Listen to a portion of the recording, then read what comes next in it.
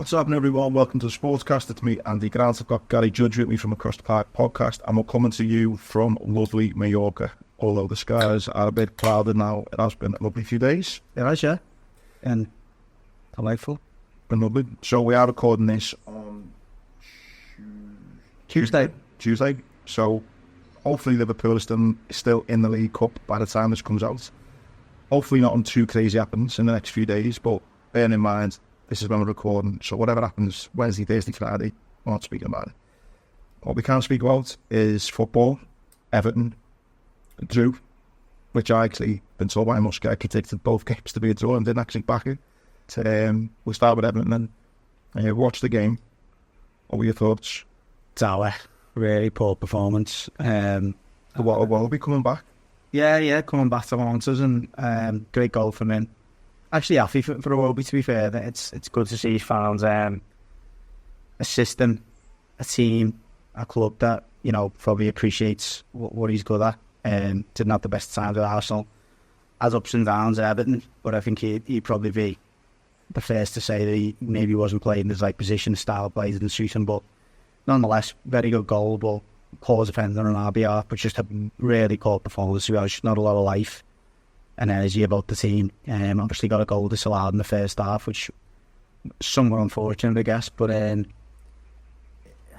apart from that, there was a lot to really be pleased about. I'm half in the fact you've got a point out of a game where you played poorly, so at any time you get a win in the last minute, that is good to see, isn't it? Especially, what moments. Yeah, so a goal, no winner, goal.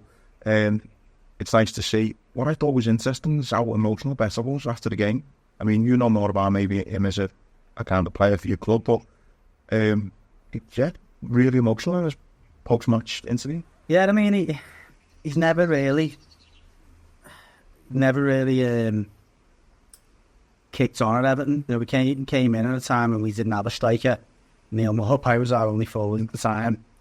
I remember actually his debut at Doncaster where he scored and he looked like exactly what we were after. Dominic Calvert-Lewin was injured at the time. Calvert-Lewin kind of came back, say 3 or 4 games later. He lost his place in the team, was never really got that back. I think a proportion of Everton fans would say he hasn't had a fair crack of the whip compared to Calvert-Lewin in terms of... And his games to goal ratio is probably similar to Calvert-Lewin, I'd imagine. But his all-round play leaves a lot to be desired, and he came on a lot of occasions last season and had really good chances to score and missed.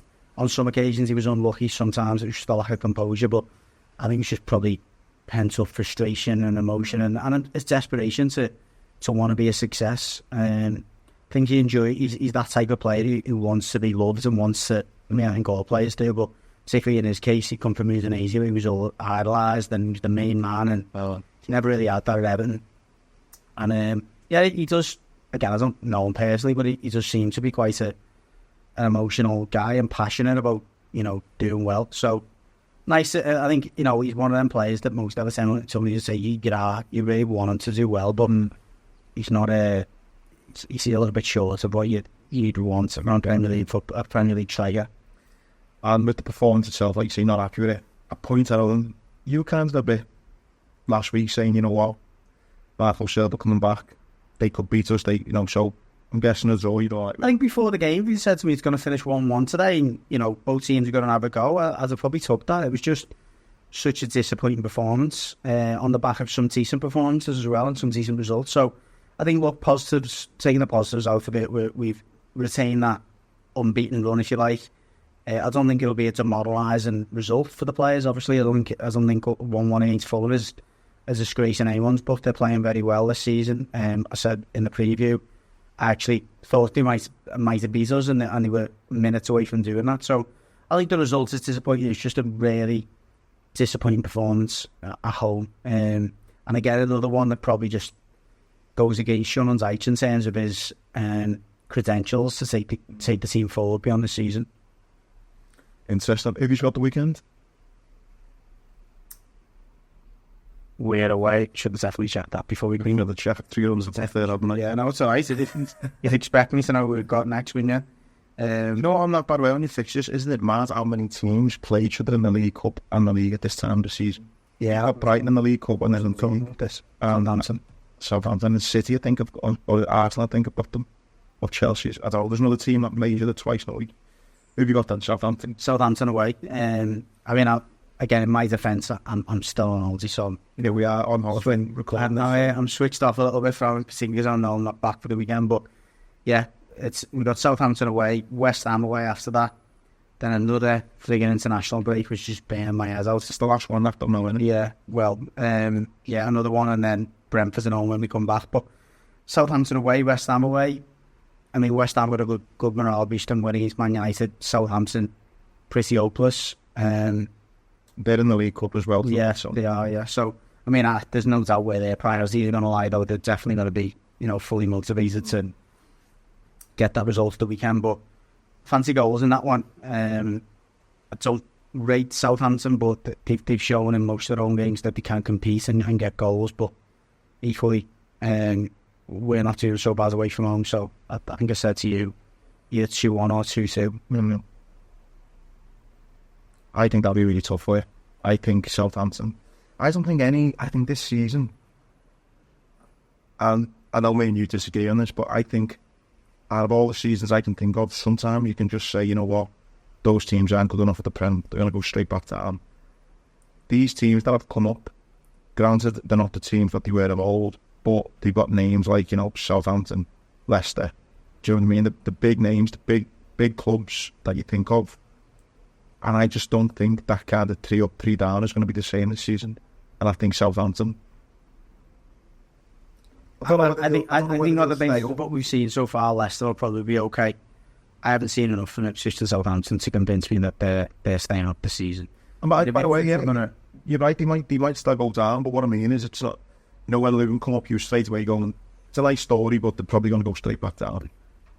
I think Southampton coming up, it's like, well, hang on a minute, they were in the Prem for a long time. Leicester were in the Prem for a long time. You're like, Ipswich a couple of years, but I think definitely Southampton and Leicester, you're thinking they could definitely kind of stop that 3 up, 3 down. And I can't see he's getting the results, if I'm being honest. I think a draw at best. I just think it's about... Where'd you get that from? I just think they'll be... not all right, because they will still struggle. Aside from Tottenham this season, we haven't played badly away from home. We got beat by Villa, haven't been in front. 2-0 in front, obviously that's a disappointing result, but we more than competed then. We beat Ipswich away. To say we lay down against Tottenham. But I don't think if you're Southampton, though, right, and you're thinking, it's going to be a struggle for us that season, straight away you're thinking we need to get as many points as we can at home. So you think, right, at home, who can we pick points up against? You're looking at the teams in the bottom half and the teams in and amongst this. So from a Southampton perspective, as big as the club Everton are, they're looking at, you think, for the last 2 or 3 years, they've been in and about the relegation zone. That's probably going to be us this season. This is a game where we could nick 3 points. I'm not saying Southampton won't be encouraged by playing us at home. I think they will definitely have this game down as one that they'll hope to win. They've got to. If they're going to get to 35 points or whatever that number might be, they're going to have to get there or thereabout 9 or 10 wins. Where are they going to come from? They're going to come against teams that was their own, no doubt about that. And obviously they'd be encouraged by the result they got against us in the cup. They got a draw effectively, but it was at Goodison. So, yeah, I don't think they're going into this game thinking, no, is Everton. It's that far from it. But equally, I think for you to say, I can't see us getting anything from it, a draw at best is a bit mad. Why is it though, given what you just said? Given what I just said? I'm coming to suggest that you think the best we can hope for is a draw away at Southampton. All right, maybe I said it, not the best you could hope for, but I'm thinking in Southampton. I understand you saying Southampton are optimistic, but saying that Southampton, that you can't see us getting anything. I can't see. You can't see any way of us beating Southampton. I can't envisage seeing Jordan Pickford doing one of his little things and going buzzing because he's got 3 points down there. That's what I can't envisage. I could see maybe a draw or a Southampton victory. Would you expect me to say anything else, to be fair? No, I wouldn't expect anything else. But yeah, I think at some point your credibility is going to be questioned if you just keep... But I'm not constantly dogging you and slagging you. I just think it'll be a tough game. I do think it'll be a tough game. I'm just going through their home games just to remind myself. They drew 1-1 with Ipswich. Really, They got beat 3-0 by Man United. Okay. And they got beat 1-0 by Forest. Come on, lads. They've only scored 1 goal. Scored 1 goal at home. Okay. In fact, sorry, they scored 3 goals. They got beat by Leicester 3-2 after being 2-0 up at home against Leicester. I mean, we've done that against Bournemouth. Maybe I will eat my words next week, okay? Yeah, I mean, it is, you know, a broken clock's right, isn't it? Once a day. You say Twice a day. Twice a day, yeah. In your case, it'd probably still be once a day. But yeah, let's see. Yeah. Right, on to Liverpool then. I actually rewatched the highlights this morning just before we got a chat about this because we were out watching it and we bumped into friends, etc. So it wasn't fully 90 minutes watching the match. I remember sitting at the time after watching the match thinking we absolutely should have won that game. We're sorry they robbed us. Having watched the highlights, probably a draw was a fair result. I think they were far better team in the first half. I think we were the better team in the second half. Draw, fair result. I just personally think, forget about Liverpool for a minute, on Arsenal, I just think that was just a mad approach that second half.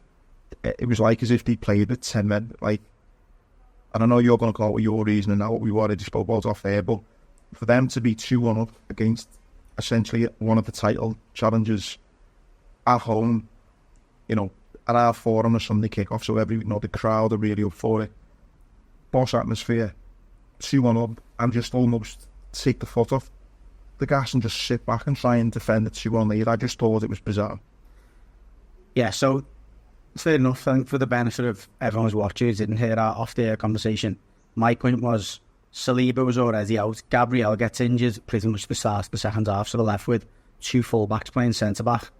I think an Arsenal with their full strength back four are probably happy to go up to the halfway line and keep pressing the game. I think with a makeshift back four, I think you're thinking, let's get more bodies behind the ball and let's cover those centre-halves who are playing in there. And I think that was the message from Arteta. Look, we can't afford to expose those players at the back. I mean, Liverpool, with the pace you got on the break, you should have beat them 5-2 or something in the end. If they just started to throw in the kitchen sink at you, 2-1 up, or imagine the stick Arteta's got for that. I agree with you in the reasoning why he's done that, but maybe only do that for the last 10 or 15. It seemed to me he's done it for most of the second half. I know you've just said that. Yeah, got away with it though. Yeah, when was it you scored? The 78 early 80s, I think it was. So yeah, but I just think Pep Guardiola is looking at that game and he's thinking Arsenal are going to be challenging. Well, he's not challenging, but he's thinking I'm not worried about Arsenal. I'll just try and put myself in Pep's kind of shoes. He's watching that game thinking there are 2 big challenges, and for the best part of 40 minutes, Arteta's shit himself because an injury and a suspension, and he's absolutely shut up shop for 40 minutes because he's petrified. I think Pep's probably thinking we're going to walk to sleep. Yeah, I do. I just don't think. And from a Liverpool perspective, he's probably thinking they're not doing that. They didn't have enough to go to the marathon and source. Well, yeah, we look at it. If you want to kind of have a pop at Arsenal, you maybe think what I've just said. And if you don't have a pop at Liverpool from a Guardiola perspective, he's probably thinking, well, they never had either the first choice centre halves but they never had either of them for the whole match, and they never had none of them for 40 minutes, and we still couldn't break them down. So I don't think Pep's sitting there thinking, wow, that's the Liverpool, I'm really going to push it. I'm not sure. I'm not sure how much we learned from that game, to be fair. I think it was obviously a big game for Arne Slot in the sense that it's probably the first time he's going to a challenging team away from Anfield. I was beat Chelsea at home last week, which still was a good result and a good performance. Beat Man United, but clearly they're not the team, anywhere near the team that they have been, which is obviously something that you spoke quite a bit about this week. So yeah, I'm not sure personally how much we learned about the credentials of both teams, from my point of view. But yeah, I think there'll be stiffer tests for. I don't think there'll be stiffer tests for both teams. That's going to be the stiffer test, really, with regards to. I think there's only 2 teams now. I think Chelsea will give teams a little go, but I think those games, I think, are going to become pivotal. I mean, as they always are. But the City, Arsenal, I think possibly Chelsea. I'm glad we played Chelsea so early on this season, put it that way. I think they're going to get better and better. But with regards to positives, some of the Liverpool, maybe I'm seeing a bit harsh there that Pep's not looking at Liverpool as a title challenger. But on the positives, I think, like you just said then, this is Arne Slot's first kind of big away. I know we've been to United, but like just said, United aren't nothing now. To go to Arsenal, big pressure game, and not get beat was great. In that sense, I think you just struggled. You look like you've struggled more in the last few seasons there than you did the weekend. You look a lot more comfortable, a lot more measured. I know that's something again that seems to come hand in hand with Arne Slot's style of play compared to Klopp, but I think it might just suit the big games in runs. You said that from the start, I think you're right. I think those games are so emotional. The big game on City and Arsenal. Well, yeah. Actually, the example I'm going to give plays right into your analysis that you said for months now. Do you remember the game at Anfield? You might not remember it when Arsenal were 1-0 up dead early on, and then Arteta had a bit of a carry on with Klopp. Yeah, and then the fans just mad. And I think we bashed them within 4-1. I think it might have been on 4-2. Like you say, you don't get that kind of emotional. It doesn't feel as kind of pent up as it maybe did. And like you say, yeah, it was a decent result. Listen, if you're not hopefully beat them at Anfield and draw them away, then probably take that 1-1. Looking back at a few of the chances when I watched the highlights, I think Salah could have done better in that chance. I think it was the first half when Saka does a misplaced pass. Saka gives a pass, which is a decent one, but it's not controlled probably by the defender, and it gives Salah a shot on goal. He's up 25 yards out, but everyone's out of position. You watch that again, you think he was a bit more comfortable. Made more of the situation. Definitely, yeah. But yeah, I enjoyed the game. I thought it was a good game to watch. It did make me laugh though. If you're seeing Saka in the Ballon d'Or and he's limping, he's like walking down the red carpet limping. I mean, I've never seen a player. I think we've actually joked about it before. I told you the story when I played Sunday league and I limped off once about something. He needs to just knock that on the head. But overall, yeah. You played well though. First half, he's below the best player on the pitch for a mile in the first half. I think, listen, he's been a fantastic servant, but I think one of the next big replacements needs to be a left back. Like, if you're going to kind of look at... Oh, Robertson, sorry. Yeah, well, I think, if you're going to kind of look at, we've arguably got one of the legs have gone. If we've got one of the best right backs in the world, we've got one of the best centre halves in the world. You're looking at what your left back is. Costas isn't nowhere near the level, and Robbo, as great as he's been, last 2 seasons, he's been on the decline, has he? Last 18 months. It seems to be a bit rapid. I think it seems to be like he's just fell off the cliff a little bit. He's had a few injuries given that, but I mean, I know he's playing against Saka, and Saka's world class, but well, not world class, I'm sorry, but he's a very good player, and he just got literally put on his arse, didn't he? And it was a bit like, so I think that needs to be a big investment. Yeah, point on the roll and we take it. Some other results of note were United getting beat. Didn't see the game, obviously just seeing their last minute penalty, which then ultimately cost Ten Hag his job. Your thoughts on that? We were in the car where we were popped up. I mean, you weren't totally shocked, was you? No, although speaking to a Man United fan, Gareth, who's here watching the game, watching the Liverpool game with him, he seemed to think that the general Man United fan or the fan base had almost accepted that, Ten Hag was going to keep his job until they made all the changes they want to make in the background, and it was just going to be more of a systematic approach to the whole project. But yeah, I mean, I think there's only so much they could take, wasn't there? I think there's only so much that the fan base could take as well, and there's another pretty embarrassing defeat. Although West Ham away, maybe not, but it being 1-0 up and just again collapsing, and it's just not a lot to really defend. Ten Hag with us there, they had another abject performance in goal and Wesley. It's Fenerbahce where Mourinho got under the skin. Yeah. It just doesn't seem up to her. One really interesting subplot I think for United now is going to be Ruud van Nistelrooy. So a bit of a backstory on him, but there was some sort of kind of claims that he was a bit of a snake and he was almost waiting for someone to get sacked at his previous job. PSV, and that's how he found. I think he was maybe coaching the academy. I think it might have been Philip Cocker, if I remember right. It was a bit like you almost got a bit of a he was just in waiting, just ready. Knew he was going to get sacked and almost threw his mate under the bus a bit. That's how he got the job. So I think his kind of reputation is almost he's looking to do it again with Ten Hag maybe. What I think's really interesting though is why have they brought him in as the assistant? I think for first off, I think Ruud's gone there thinking, Ten Hag, I get sacked soon. I'm his number 2. I'll step up and get the job. That's what I think Ruud van Nistelrooy's thinking.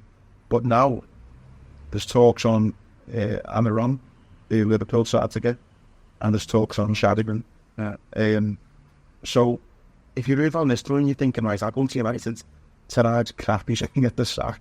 I'll jump in. There's my dream job, Man United manager, great. But now he might end up as he might not even be in number 2 anymore. No, I think it's one of those 2 coaches comes in, they're not keeping Ruud van Nistelrooy. That's what I mean. So, he's only been there a couple of months, hasn't he? So why have they brought him in? If they brought him in, Ten Hag's brought him in. Yeah, but this whole kind of board that they changed, what's his name? They're almost like the Mike Dan Ashworth. Why would you be? If a guy you're nearly sacking the summer say, I want to bring my mate in, happy days. But in the back of Dan Ashworth's head, he's thinking this way, you might be getting sacked in 3 months. Why wouldn't you have an allowance to bring him in? Probably for the reason, I think it's win-win, isn't it, for the likes of Dan Ashworth? Because if they believe that Ruud van Nistelrooy is a decent caretaker, at the very least, then it's like, okay, we've got someone there that we can just put in temporary charge until we find who we want. If they think, if Ten Hag wants him as a coach as well, then everyone wins, don't they? So I don't think it was that much of a difficult decision. I think briefly going back to the whole Van Nistelrooy being a snake or lurking and waiting for someone to get sacked.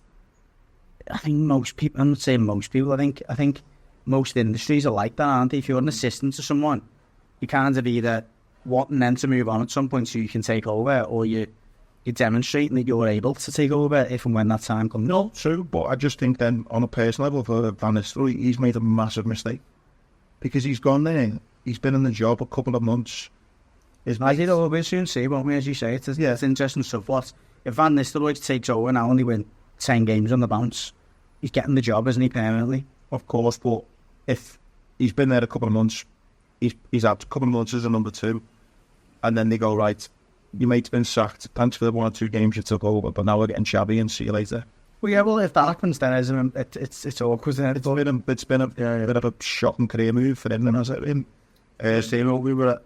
It wouldn't surprise me if there was a little bit of a bounce from the players now. Yeah, you just see it sums up that group of players, to be fair. Yeah, I see Roy Keane's Instagram. He doesn't often post, but he's kind of basically threw the book at the players and said, "Look, it's players." Well, it can't be. I think they've had 7 managers now. Yeah. But you know what was interesting? In the 10 years since Fergie's left, they've still won 5 trophies. If you said to most clubs, you'll win a trophy every other season, you'd take that, wouldn't you? We would. We really say we would. Yeah. So as much as it's doom and gloom for United, and they're not the United of old under Fergie, I just think United need to get into their heads that they're never going to be like that again. And maybe it's Sophia. Never again, but they're certainly not in the next 10 years. I don't think ever. They're never going to get to those levels Fergie took them to. Yeah, I don't think they're going to get to that level of dominance because there are other teams now that have made too much ground up and are probably too well established. So then that poses then the bigger question: if you're never going to get to Fergie winning the league, maybe most seasons, maybe say 3 out of 4 seasons, do you take a trophy every other season as success? If you look at Tottenham, they haven't won a trophy in how long? You look at, I'm thinking of Newcastle. I know United are far bigger than them, or they were, but if you look at kind of Chelsea have had a few seasons, a couple of seasons where they haven't won nothing. I just think a trophy every other season it's not a bad return. It's not as much the trophies though as this being the performances and they're not really competing. No, they're not competing in one-off games. No, they're not even competing in games, are they? With the top sides, they've been stuffed by City a few times. They've been stuffed by Hughes a few times. I think it's the manner of the. But as a fan in it, and going back to the kind of genuine point I was making about Everton and got slagged for. And I think you caught up a little bit of the backlash from me getting slagged by you kind of half agreeing with me type thing. Is United fans have had 5 trophies. That's 5 times that United have, whether it's Wembley or whether it's across Europe, where they've been on those journeys of getting, to a quarter, to a semi, to a final, to winning a trophy.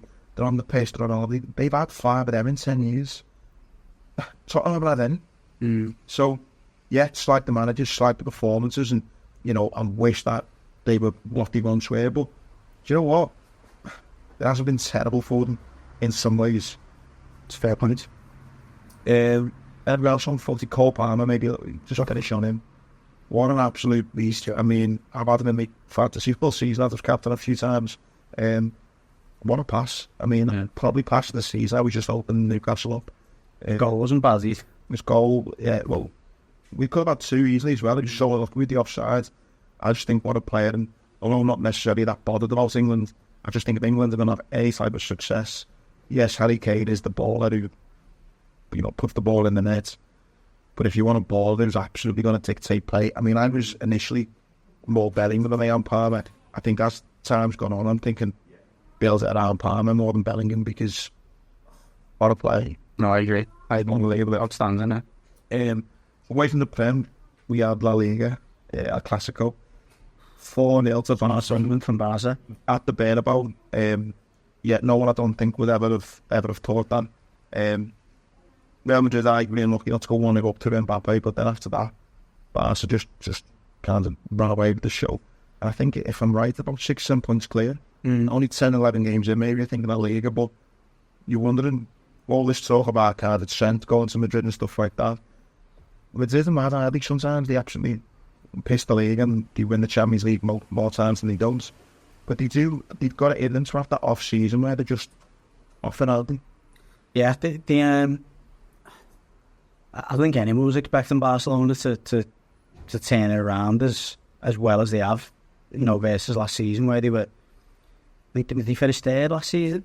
I don't know, but they were some way adrift. But Barcelona records reminds myself of how many points they dropped so far, because there's not been many. I think they drew one, I think they won every game of Barcelona. I've watched for all do it, but yeah, they're absolutely flying. And Hansi Flick, though, has got to take some huge credit for the way he's turned that team around. To be seeing the stats of how many times they caught the opposition offside this season, something like 80 odd times, and the next team in Europe, I think might be Fulham, like 41 times. Wow. So he's clearly had so that's amazing. He's a coach who's working with a team and not so much individuals and getting lucky with just that. But he's a player, proper unit. I know they have good star players, but stuff like that, you think, wow.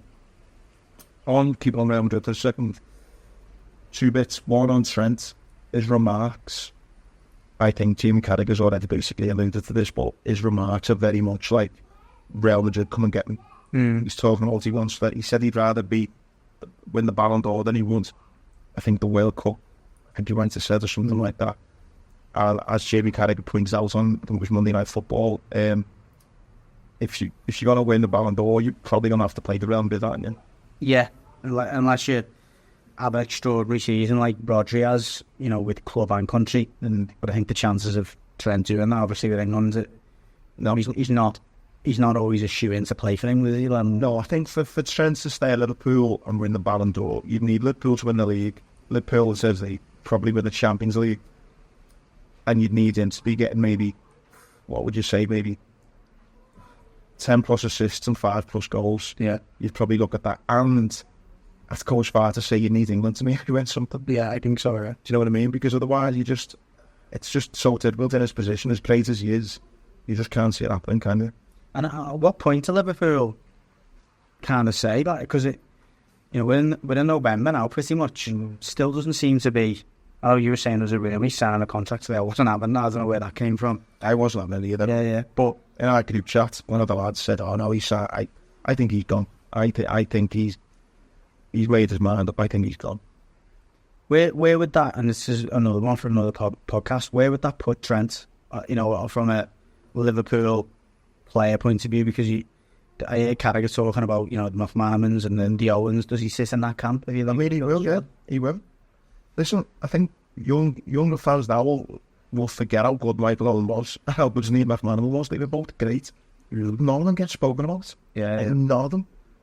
Divock Origi gets spoken about more than Michael Owen. Yeah. Do you know what I mean? Divock Origi shouldn't be able to lace Michael Owen's boots. If from a fan base, it is Michael Owen now to Liverpool fans, you know what I mean? Which is disrespectful, but that's just how it is because of the Real Madrid and also and the United, obviously went to United, but yeah. I think if Trent does go, I just think he'll fall into the McManaman case. he's done the club over. We could have got a nice fee for him, and I think he won't be thought of in high regard. I think that Liverpool fans become very bitter towards him. Who, if we don't get the 100 million that we probably should, could have. Yeah. Saying that, at what point you kind of, I think this is as you get older, and maybe you've got a partner or children, and you've got your whole life, and you think, well, why would you sign a contract with Liverpool? Then have them Risk Liverpool pricing it out of move. That as well, but I think so his choices are then, so he signs a contract with Liverpool slap a massive big release clause on him, at which point Real Madrid say no thank you, we go somewhere else. The second option is Liverpool, he signs a contract with Liverpool, and then Real Madrid buy him. Well, does he get much of a sign-on fee? Does he get a bit of a sign-on fee, and he wants his wages maybe aren't as much. Or option number 3, he doesn't sign a contract with Liverpool, and Real Madrid say, well, thanks for that, because that's 25 million. There's a 25 million sign-on fee. Oh, you can have 400 grand a week because we save money on it as well. Yeah. So on a player's perspective, you go, yeah, I'll take that, please, nice one. And you think, you know what, if there's a few scousers who can't stand me and call me, he's not going to lose sleep, is he? He's not losing sleep. So, as a Liverpool fan, I'd be absolutely gutted, and I'd probably swag him off if we ever played them in the Champions League. But as a human, what you kind of like you get it. Maybe we'll wrap up quickly because I know I've got to go to the airport. Unfortunately, my holiday's come to an end. Just a quick one on the boxing. We watched the boxing Captain Up, great fight, bit of in-play drama. We thought it was going against at one point, didn't we? Visa progress certainly played his part, didn't he? And I was conflicted in the build-up because I thought, if Cattle turns up and he's took this camp seriously and got egregious progress, he's had a great career, doesn't need that win anymore, has maybe lost a little bit of that funk, which with hindsight was what actually happened. But then you've got a egregious progress who's got more than enough tools to take Cattle apart, and I think in a few rounds he did. When he got at one point, Cattle went out, I think 4-1, and progress went down to 1-3. Well, I mean, just for this obviously just for a bit of entertainment, I backed progress before the fight. I think he was like 4-1, and I can't back against that. But he went to 1-3 playing. I thought, well, glad you won. But obviously I think the fitness and a bit more desire on Catchell's behalf pulled him through in the end, and yet he got what'll be regarded as a great win for him, and takes him on probably to the next level now. What a day of sports in general it was on Saturday. I mean, we were both here, obviously. Yeah. And the other one in the UFC as well, wasn't he? Yeah. Shemaev absolutely just schooling Whittaker in a round. I thought it might go the distance, and I just thought, Shemaev was one of them, where you wrestlers, you hadn't just almost ragdolled you. But I thought Whittaker being the level of opponent he is, I thought he'd have more savvy. He'd endure it a bit more, and I thought it'd go to points, clearly none. It was an absolute statement, and now it's like, when's my title shot type kind of type attitude with Chimaev. And then the other one was Tapore. Tapore from Spain. He had Sergio Ramos. He had a very with him. He's just got like concrete in his hands, hasn't he? And Max Holloway, absolute legend of the game. But I think it was a kind of that what's that phrase, when the young come in, like a handing over the area of the guard. I think it was a unbelievable fight, and again, not massively into the UFC, but I think that was one of them. If you watched that first ever UFC event, I think you'd be hooked out for the next one, wouldn't you? Definitely. Right, last one I wanted that probably you should have mentioned. I mean, talking about football, but we'll finish off on in the kind of group chat I'm in there talking about Liverpool. The whole idea of Real Madrid just not going to the Ballon. What are your thoughts on that? I mean, it was the rumour, wasn't it, that the night before? It was yesterday, the Ballon d'Or, but it was the rumour 2 nights ago that they found out that Vinicius wasn't going to get it, and therefore Madrid were boycotting the whole ceremony. So your shout out to John Ashton, my mate, was a bit like a spoiled brat. Who did he think they are? And by not sending anyone, it meant that 5 out of the top 10 weren't even in attendance. Yeah. So you could argue unsportsmanlike, spoiled bastards, all that kind of entitled, yeah, exactly. But on the other hand, you go, from a team perspective, it's a little bit like when Suarez messed up and everyone wears t-shirts saying, we back Suarez. I'm not sure about that. Like, well, I mean, I think if it was robbery, and by the way, I do believe, by the way, that I think, and I'm not necessarily in the, I may be in the minority actually, looking at social media. I think most people believe that Rodri was the rightful winner. I think he was. I think I'm a believer in the Ballon d'Or should be about individuality and, like, someone who's an absolute, not a maverick, but someone who just stands out from the crowd. Now, Rodri's achievement stands out, but you could argue, and you should argue really, that it was the team that obviously deserved the credit for those honours, which they got. Obviously, City winning the title, in Spain winning the Euros, etc. The team, were the rightful winners and those trophies. I'm not sure that he was the only. I'm not sure that without Rodri, City don't win the league. I don't think that. I'm not sure without Rodri that Spain don't win the. Whereas without Vinicius, I think that Madrid don't win what they've won. I think that that's my point. You know what? I'm gonna sound so bitter when I say this, but it's almost a little bit like no City players I thought should be allowed to win it, because it's like that team is that good. You take one player out the team, they still do everything. I'm a bit on your side. The Ballon d'Or is someone, it's like an individual who takes a team and almost carries a team almost, you know what I mean?